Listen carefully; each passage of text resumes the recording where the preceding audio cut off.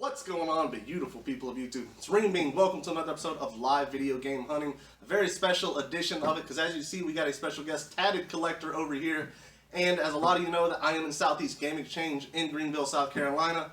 And you're going to see a lot of footage from not only yard sales and flea markets, but you're going to see a special edition here at the convention itself. Now let's go ahead and announce the winner to the last episode contest giveaway. And that winner is Gold Rush 81. Congratulations. You got $20 store credit to my eBay store, where not only you can find games, just about anything I pick up. Just make sure to hit me up on Instagram if you want to claim that prize. For anybody who wants to get entered into the next week's contest, all you got to do is be subscribed to the channel, hit the thumbs up, and leave a comment down below. Now, the reason that this episode is going to be kind of special is because I got this little challenge in mind with Tatted Collector. And this is going to be hard for him because, as a lot of you know, my collection's quite massive. And his collection is not as big, but it's still going to be a challenge for me. And what that is I'm going to give him an allowance of $10. He can haggle a price down. He can get something less than $10, but it's got to be something that I don't have, but it's a great game. It's a good game. I'm going to do the same for him. At the end of this video, you're going to see what we pick up, and I want you guys to decide who the winner is. So with that said, guys, I want you to sit back and relax. Let's shekel up. Let's go.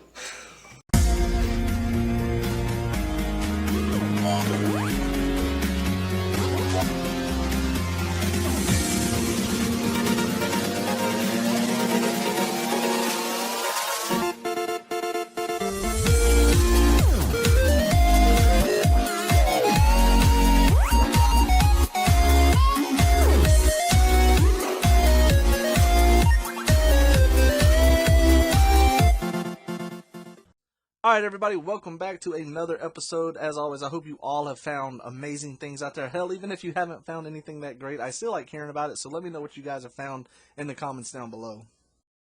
So here we are at Goodwill, and this is a very awesome pickup for two reasons. Number one, I mean, you can see it right here. I'm picking up Aliens vs. Predator Extinction. Be on the lookout for this game. It's a very sought-after original Xbox game. I can only see it going up in price as the demand for original Xbox games start to climb. But what really made this pickup special was I found a game for the original Xbox that I've been needing for such a long time, and that game is Mortal Kombat Shaolin Monks.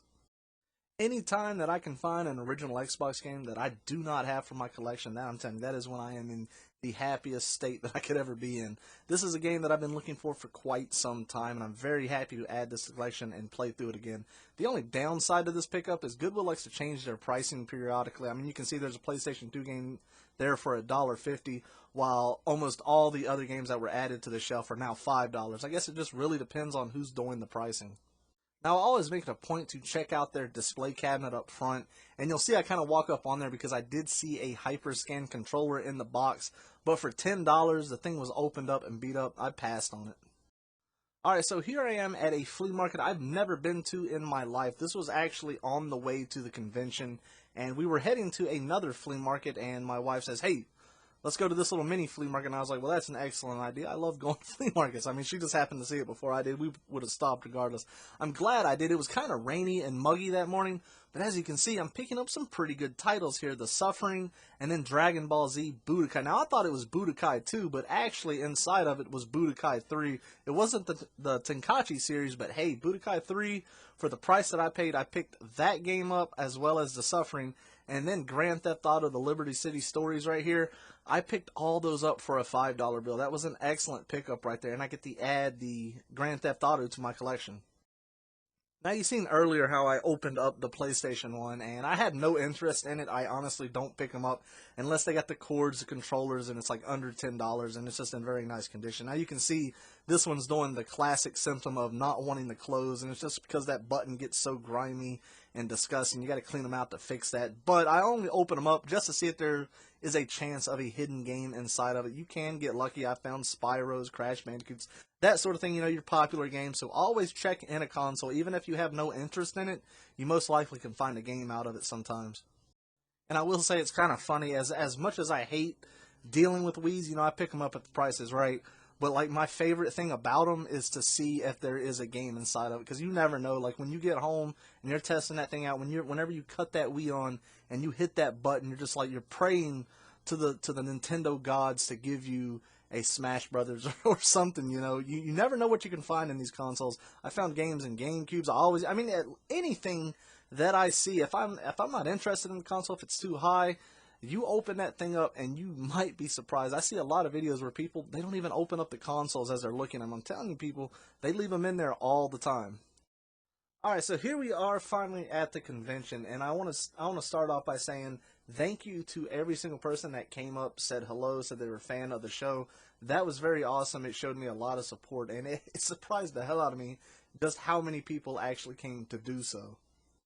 So anyways, here we are with my first pickups of the actual convention, and what you see in my hands, for anybody that follows my vlog series, those are Nintendo 64 end labels. So if you collect Nintendo 64 games, which I'm sure a lot of you do, when you put them on a shelf, it's very hard to see what you actually have. So you put those on the end of the cartridge, and then that way you can lay them on their side or flat or out, however you have it on your shelf, and you can actually read them. These are very high quality. They're literally like only 20 bucks on eBay. I could be wrong, maybe by $1 or $2. They are extremely worth it. The reason that you see me with them is it helps me keep track of what games I do not have. There are many reasons to go to a convention. And for me, the two biggest reasons that I wanted to accomplish was to add N64 games that I didn't have to my collection. Because as you can see, I'm looking through sports titles. This is one of the few sets that I feel that I can actually complete. It's not a hard one to go for. I'm not one of the crazy collectors that has to have like a sculptor's cut. As long as I got the standard 63 and a third, I'm happy with it. And another reason is to pick up some high-end items, games that I wouldn't normally see, consoles I wouldn't normally see, and kind of splurge a little bit. You got to have that mindset coming into a convention that you're not going to get garage sale prices, yard sale prices. You can get some really great deals, and I got a fantastic deal here because this guy was absolutely awesome.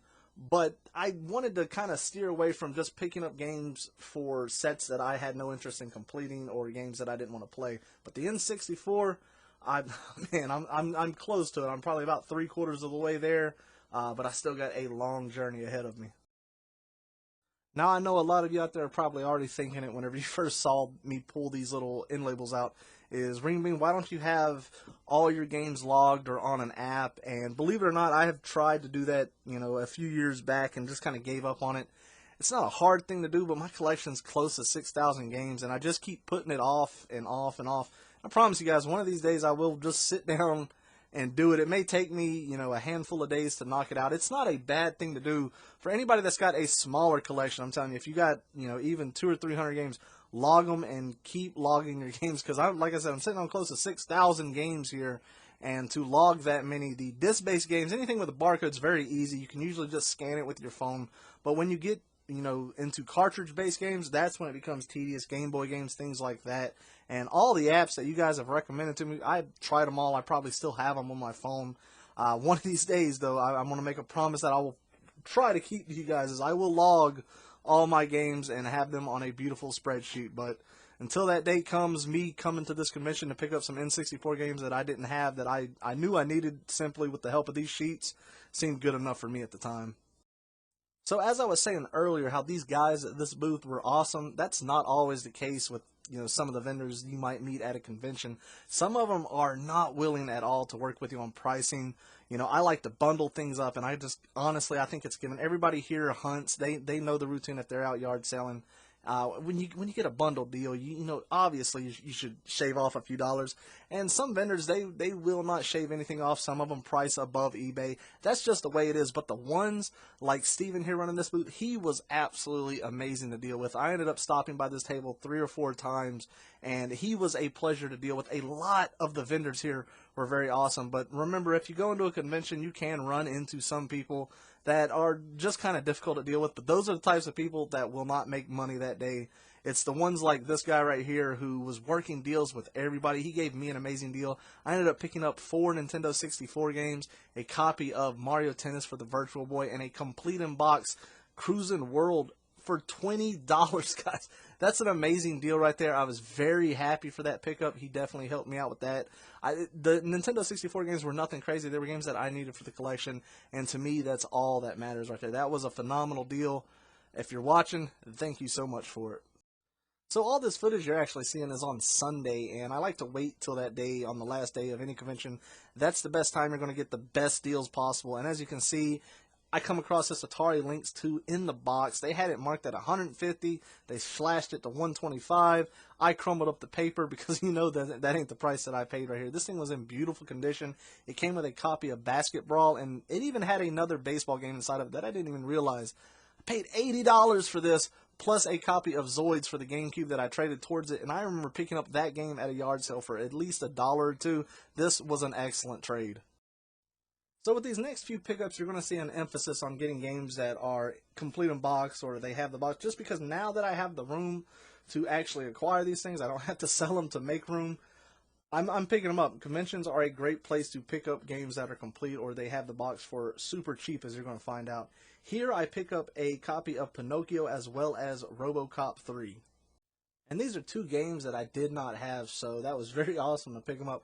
What makes this a very special pickup is the fact that Tatted Collector is actually right beside me, and he actually records this pickup, so if you guys are interested in hearing what I sound like when I haggle, check out his channel. He did a 2-part episode on all of his pickups, but in, I believe, the second part of his convention pickups, or his live hunting, that's when you can see this part right here. And I got to tell you guys, it actually is kind of funny. My wife always has to walk off whenever I'm haggling because she can't stop laughing. She doesn't want to laugh around these people.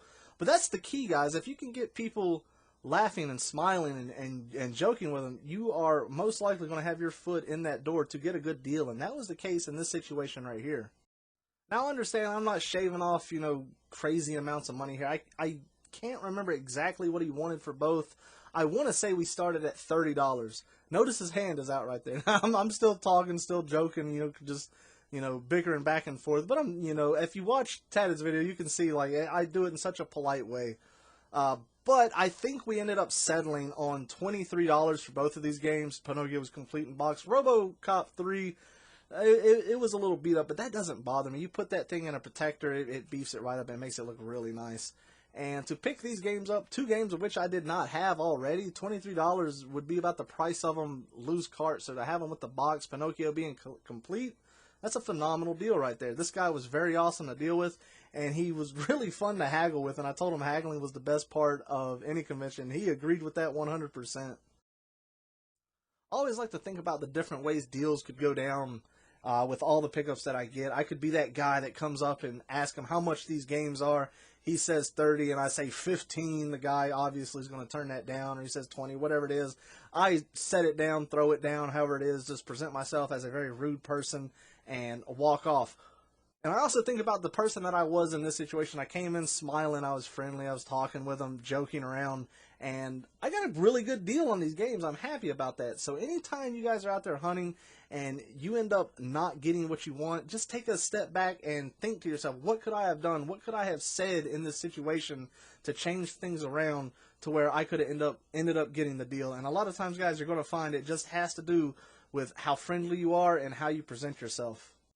Alright, so this pickup right here, this was an awesome one. This is just one of those ones that, you can't not stop here and pick something up. This whole case right here was just empty boxes or, empty clamshells, that sort of thing. And I come across these 3 NES boxes right here. They all had the manuals. They had some crush damage, Spider-Man being the best one out of the lot, obviously. But for the price that I paid, I want to say it was either like $6 or $7. I honestly can't remember. I know it wasn't much more than that. And to get these 3 games, I had all 3 of them already, but I don't have them, or I didn't have them complete in box, and now I do. $7 was an amazing steal. It makes me think that I probably should have picked up a few more. I probably could have recouped the cost of some of this convention money with some of the stuff in here, because there were some really nice titles in here to have. But, I decided to leave it because people at conventions, they most likely need something like this. So I left it for them.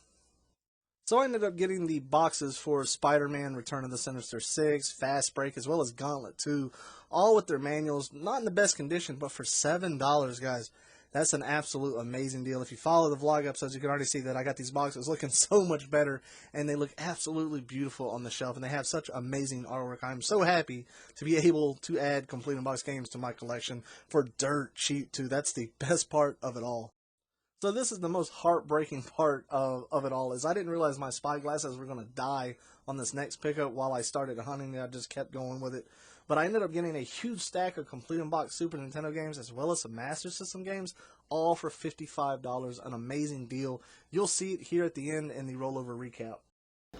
Alright guys, it's the end of the video. You saw all the pickups. I'm done with the convention now. The challenge is over. Tatted, what game did you get me that you think you won this challenge with? Well, this was definitely a game on your N64. Guys, I won already, you know this. This was definitely a game that he did not have. I checked his sheets, I looked at his labels, and he did not have Beetle Adventure Racing on the N64. It's a good game. It's a good, and I don't have it, so he lucked out on that one. But guys, you already know. I know I got die I paid $2.50 for mine. It don't matter what you paid, because this is quality right here. Guys, tell me who won. I picked him up a complete unboxed Ico right here for the PS2. We all know that game is awesome. Let me know in the comments down below. Who do you think won the game? Who's got the better game? And don't think about pricing. I paid $7 for this, and I didn't even haggle. I didn't have to haggle on this one. Man, you know it's all about that Beetle Adventure Racing. Now you can take haggling into account. You can take the money into account. Let's take the quality of the game into account. Now I'm happy to have that game, but this game right here, guys, let me know. So anyways, guys, I hope y'all enjoyed the video. As always, take care. Enjoy the rest of your day. Have a good one.